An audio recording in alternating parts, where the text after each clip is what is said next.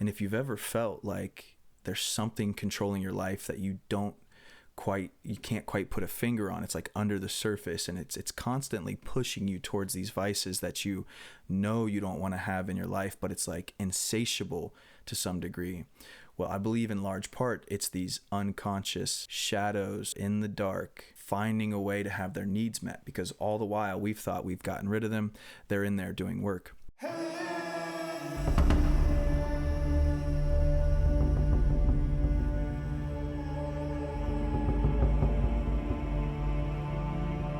So it's probably been years since I've shaved my face completely. I spent most of my young adult life wanting to have a beard because it was this essence of masculinity to me. And then as I could finally grow a full beard, when I shave it, I see this young, immature boy in the mirror. And I don't love it.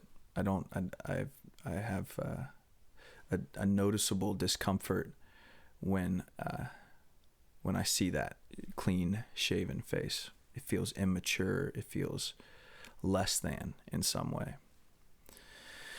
And if you don't have a beard or have never grown one, just imagine if you were 35, 40 years old and you went to the dentist and they said you're going to need braces. We associate this mostly with being young and having braces. So what I've heard reported from people who've gotten adult braces is that it can tend to feel a little bit juvenile, or it's easy to judge yourself for it because we so commonly associate it with adolescence. And the reason I bring up these ideas is because the real work that I've had to do for myself, and the real work that I think men in the world right now need to do, can make you feel like less of a man before it opens you up to becoming more of one. Hence the name of the video. You might have to feel like less of a man to become more of one. What does this mean? Well, when we're born, we are wide open, uninhibited. Our creative energy is at 100%. Our spiritual essence is fully open and exposed. When we are who we are, and what we need is what we need, and we express whatever we need to in order to achieve those needs. Over time, throughout our childhood and even into our adult life, we start to have experiences with our caregivers, our role models, our peers, that make certain parts of ourself seem to be bad, unlovable, or unwanted.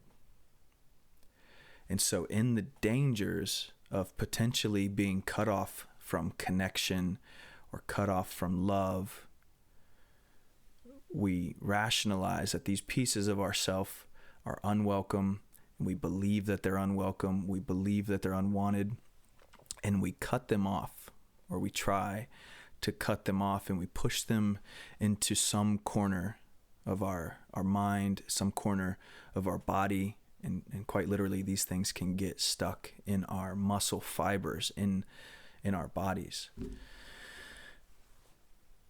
And it makes sense. We do it because we want to remain part of the family, part of the group, and those parts clearly instigated something that was unsafe, and we can't quite rationalize it.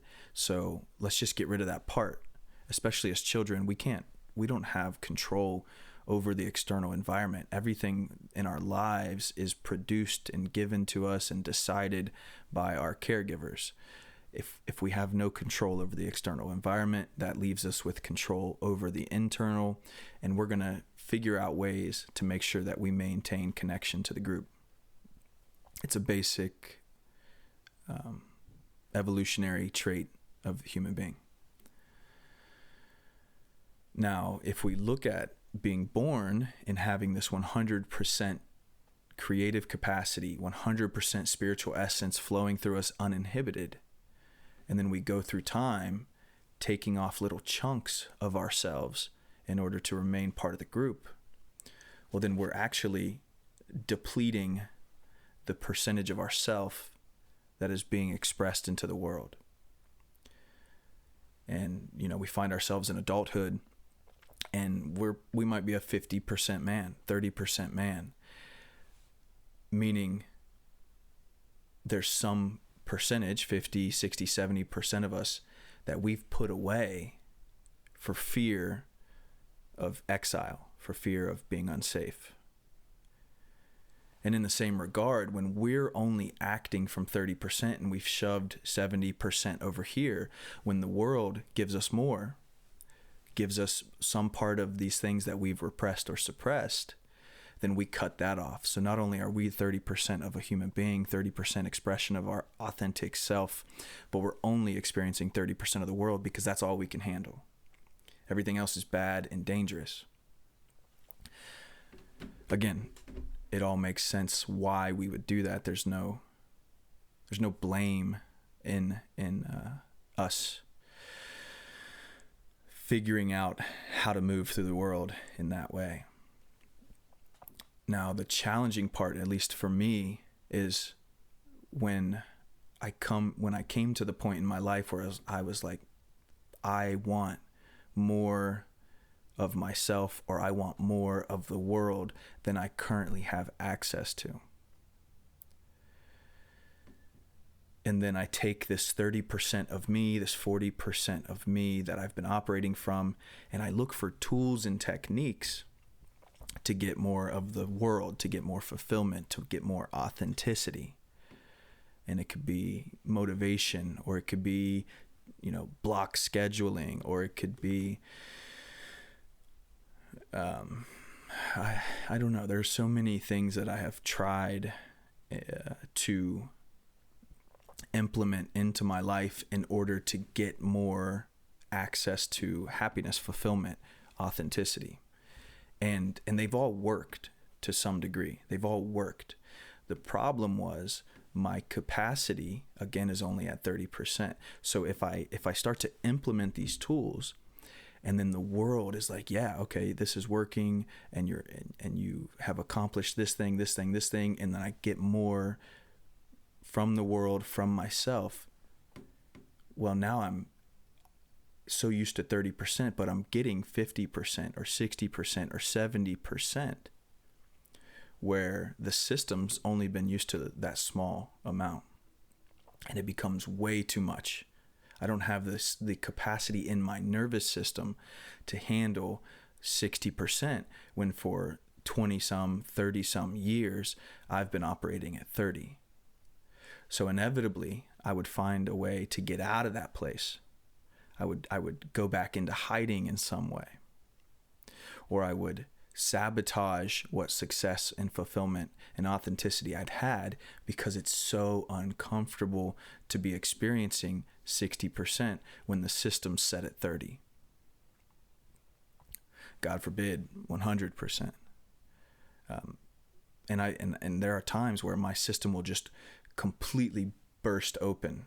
Something great happens in the world, or I have some revelation, and my system and my self-acceptance and my compassion is just wide open, and I'm at 100%. And it can be so much. It's like the phrase I use, it's like being 7 years old trying to drive a Lamborghini when you've never driven a car. How much power and how fine-tuned the steering wheel is. Like one small movement, you're going 60 miles an hour and you're driving right off the road.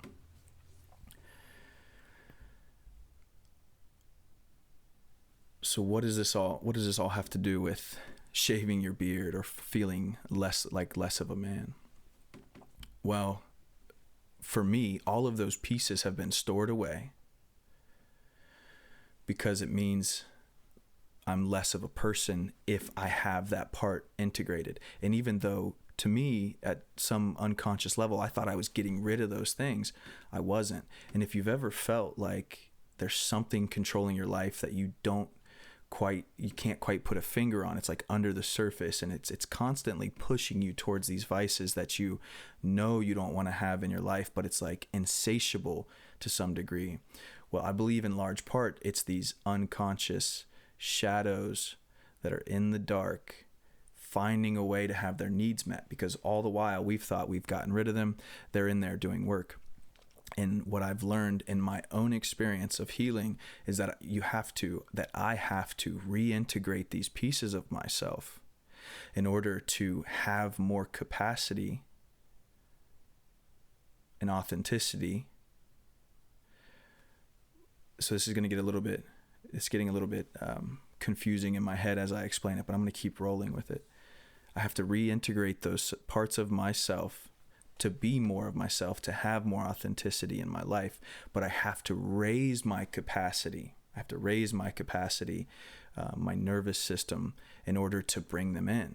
So it's like a twofold process. I have to be able to look at these things that I think, that I've always thought, that I've programmed to be bad, and find some way to bring compassion and acceptance to them in order to allow them in the system.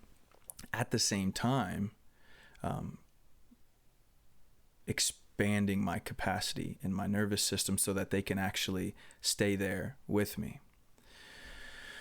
And if we've deemed these things to be bad, then it's going to be a challenge. It can be a challenging process, and it can be a very judgmental process when we start to look at them and ask the questions of like why we don't like them, or what they're doing there, or what purpose do they serve in my life, or what do they need from me. So little by little, we start to look at those things, and we learn to open our heart just a little bit more to what they're trying to teach us, or to what role they can play in our lives, so that they're not subconsciously knocking us off the path the whole time. And that 30% can go to 32%. Okay, I've integrated that piece. 32% to 40%, to 50 to 60%.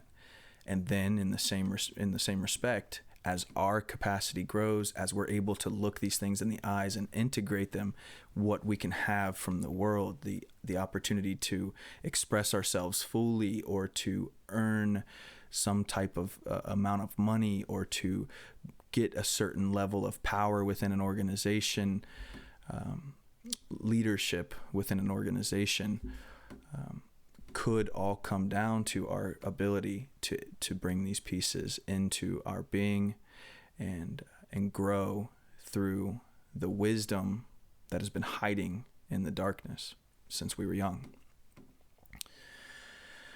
I think this is a good place to stop. I fear that I've given too much here to really process and work with. So if you have questions, of course, you can message me or comment below with things that weren't quite clear. It's still something I'm within myself working on, through therapy, through my men's groups, through my journaling and meditations. I'm still working this stuff out myself. Let's say I'm at like 45% of 100, maybe 55 if I'm lucky. But this is the real work. I think this is what most families, communities need from their men right now, is the ability to hold any amount of energy, any type of energy within us and around us, and to lead without oppressing or cutting off those parts of us. All right, I'm going to shut up now. More to come. As always, thank you very much for watching. Take care.